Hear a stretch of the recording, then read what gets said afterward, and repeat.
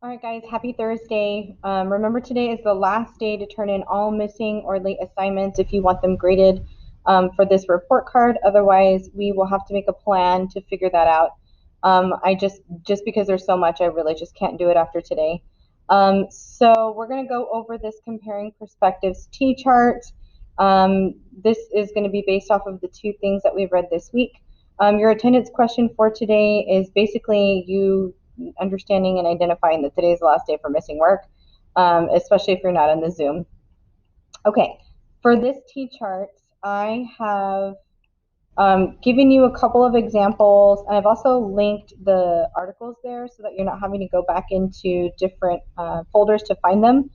But your goal for this chart is to look at some of the most important points that were made in each of the articles and kind of evaluating which one has better points, right? Which is the stronger argument.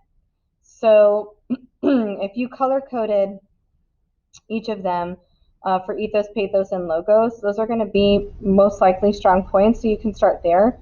Or you can look at some of the things that I've highlighted and kind of figure out for yourself what you think would be two more important points. So there are two empty bullet points that you need to fill. The first one has been done for you.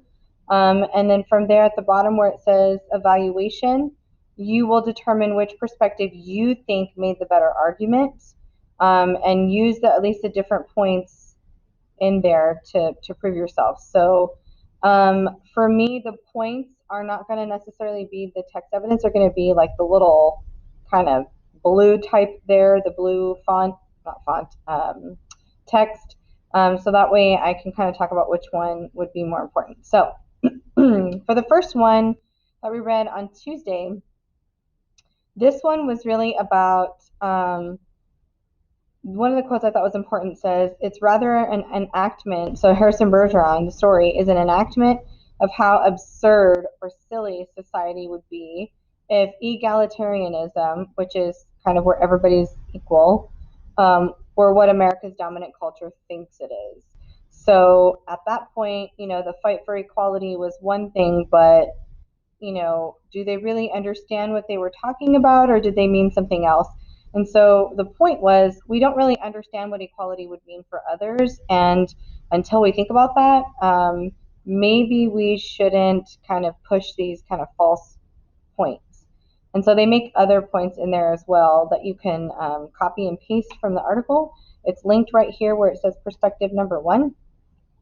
And then just put a point. What does that show? It could be very basic. It doesn't matter. You get out of it what you put into it. And the second perspective, towards the end of it, and again, it's linked for you right here. One of the stronger points that I thought was in there, it says, in this scene, Vonnegut shows the reader that even the most oppressive rule cannot totally stifle excellence and individuality. And we see that in like a lot of dystopian novels and stuff, right? Like this, like even in Star Wars, like the rebellion, right, under the First Order kind of thing. Like when you have people that really limit you, it's like teenagers, right? When people tell you what to do, you want to rebel against them. But ultimately, that just means that excellence is always worth pursuing, and it's pretty much always going to prevail. And so, whatever other points that you want to come up with. So, one of them is about like we don't really understand what equality means, and we should probably think about that. And this one is about like no matter how much people try to push people down, like excellence and greatness is always going to be there, right? We can't really make everybody equal. So which one for you would be the more important argument? And then what points are made, okay, here to evaluate this. So you're going to fill in these two bullet points for each of the texts. You could do that by doing exactly what I did, copy and paste a little bit of text evidence and tell me what it shows. And then here you would say, the perspective that makes a better argument is whichever one. Remember, they're listed for you here. And tell me why. What are the points that are given here that make it important? And that's it. That's all you're going to complete for today. And tomorrow we're going to do something similar like this together. So if you're on Zoom, we'll do this together. If not, you're going to need to complete the assignment on your own.